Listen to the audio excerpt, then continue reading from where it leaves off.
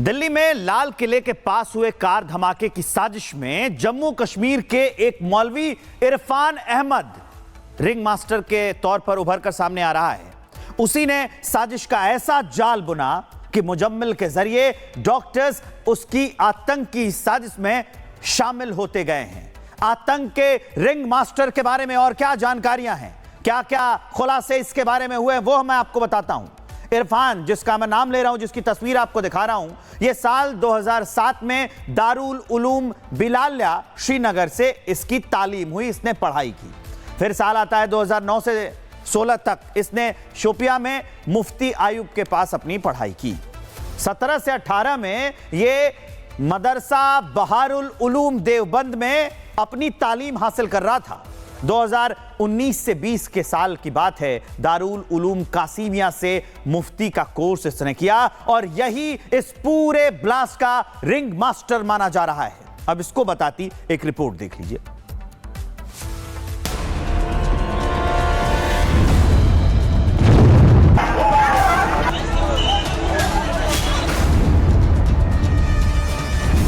दिल्ली धमाके की जांच में एक मौलवी आतंकी साजिश के रिंग मास्टर के तौर पर उभरा है। जांच एजेंसियों ने खुलासा किया है कि जम्मू कश्मीर का मौलवी इरफान अहमद ही आतंक का वो केंद्र बिंदु है, जिसने जैश के व्हाइट कॉलर टेरर मॉड्यूल को अमली जामा पहनाने के लिए डॉक्टर्स को कट्टरपंथ की तरफ ढकेला। जांच एजेंसियों को जो सबूत हाथ लगे हैं, उसके मुताबिक मौलवी इरफान अहमद जैश के आतंकी मॉड्यूल का रिंग लीडर है।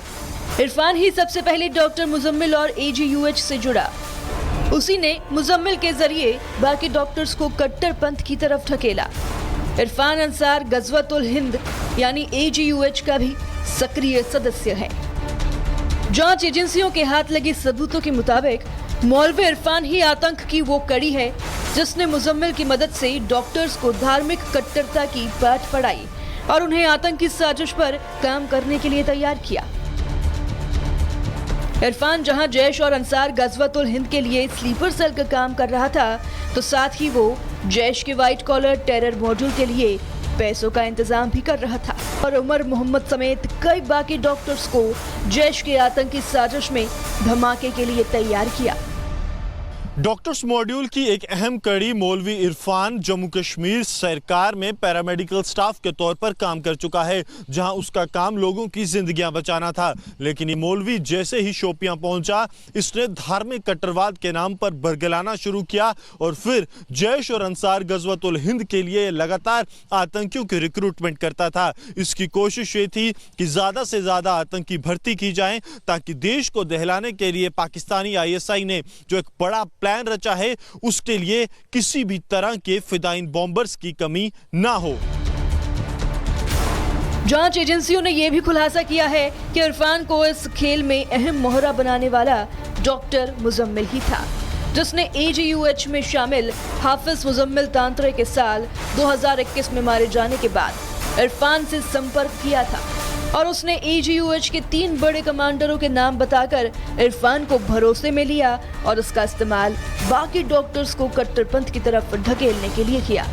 लेकिन एक बार जैसे ही इरफान मुजम्मिल के संपर्क में आया, उसने धार्मिक कट्टरता के नाम पर डॉक्टर्स का एक दस्ता तैयार कर दिया, जो जिहाद के नाम पर सुसाइड बॉम्बर बनने को तैयार थे। जो लीड्स दिल्ली ब्लास्ट को लेकर सुरक्षा एजेंसियों के पास मिल रही है, उन लीड्स को दुरुस्त करने के लिए कि फ्यूचर में इस तरीके का इंसिडेंट ना हो, उसी को लेकर चाहे वो अमोनियम नाइट्रेट की खरीद फिरोग, सेकेंड हैंड गाड़ी की खरीद फिरोग, जो गाड़ियां बिक रही हैं ई-रिक्शा, उनका रजिस्ट्रेशन कराना बहुत जरूरी है। संवेदनशील इलाकों में नजर रखना बहुत जरूरी है। वो पेट्रोलिंग के तौर पर, डिजिटल सर्विलांस के तौर पर होनी चाहिए और फुट पेट्रोलिंग के तौर पर जो दिल्ली पुलिस के जवान है वो करें। इस मामले में चौंकाने वाली जानकारी ये भी है कि आतंकी इरफान, जो जैश के व्हाइट टेरर दस्ते की साजिश का मास्टरमाइंड बनकर उभरा है, वो श्रीनगर की एक मस्जिद में इमाम था और उसे जम्मू कश्मीर प्रशासन ने डी-रेडिकलाइजेशन यानी कट्टरपंथ से मुक्ति के नाम पर नियुक्त किया था। लेकिन हकीकत में वो सरकारी खर्चे पर नौजवानों को जैश और बाकी तमाम आतंकी संगठनों से जोड़ने के काम में लगा था। तकरीबन 200 ऐसे वीडियो इन मुजम्मिल के फोन से मिले, शाहीन के फोन से मिले और बाकी जो आरोपी इस पूरे मामले में आदिल उनके फोन से मिले। लेकिन सबसे महत्वपूर्ण तकरीबन 80 ऐसे वीडियो थे जिसमें किस तरीके से बम बनाया जाए, कैसे उसको एक तरीके से मॉडिफाई करना है, क्या क्या चीजें उसके अंदर डालनी है, तमाम वीडियो थे। और ये वीडियो लगातार ये लोग आपस में शेयर कर रहे थे। इसकी जानकारी भी सिक्योरिटी फोर्सेस को मिली है। लेकिन सबसे बड़ी बात कि सीरिया में गए थे ये लोग, तुर्की गए थे और वहां पर जाकर ये किस तरीके से आईसिस के हैंडलर से इनकी मुलाकात होती है और जैश के हैंडलर से ही जो मुलाकात है वो करवाई गई थी।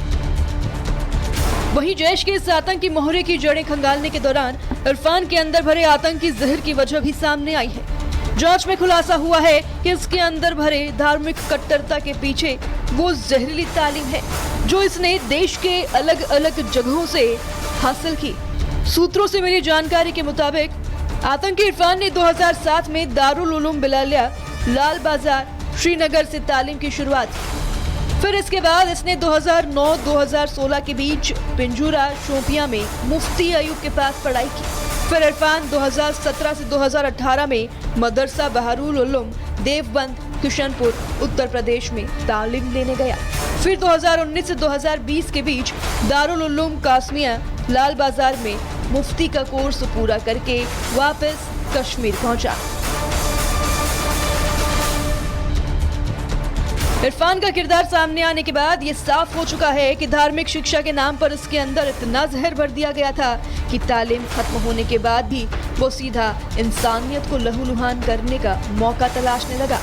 और उसकी नापाक ख्वाहिश तब पूरी हुई जब वो मुजम्मिल के संपर्क में आया। Bureau report, Republic Bharat.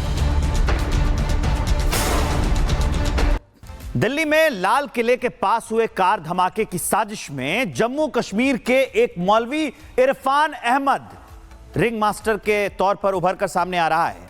उसी ने साजिश का ऐसा जाल बुना कि मुजम्मिल के जरिए डॉक्टर्स उसकी आतंकी साजिश में शामिल होते गए हैं। आतंक के रिंग मास्टर के बारे में और क्या जानकारियां हैं, क्या क्या खुलासे इसके बारे में हुए, वो मैं आपको बताता हूं। इरफान, जिसका मैं नाम ले रहा हूं, जिसकी तस्वीर आपको दिखा रहा हूं, यह साल 2007 में दारुल उलूम बिलालिया श्रीनगर से इसकी तालीम हुई, इसने पढ़ाई की। फिर साल आता है 2009 से 16 तक इसने शोपिया में मुफ्ती अयूब के पास अपनी पढ़ाई की। 17 से 18 में ये मदरसा बहारुल उलूम देवबंद में अपनी तालीम हासिल कर रहा था। 2019 से 20 के साल की बात है, दारुल उलूम कासिमिया से मुफ्ती का कोर्स इसने किया और यही इस पूरे ब्लास्ट का रिंग मास्टर माना जा रहा है। अब इसको बताती एक रिपोर्ट देख लीजिए।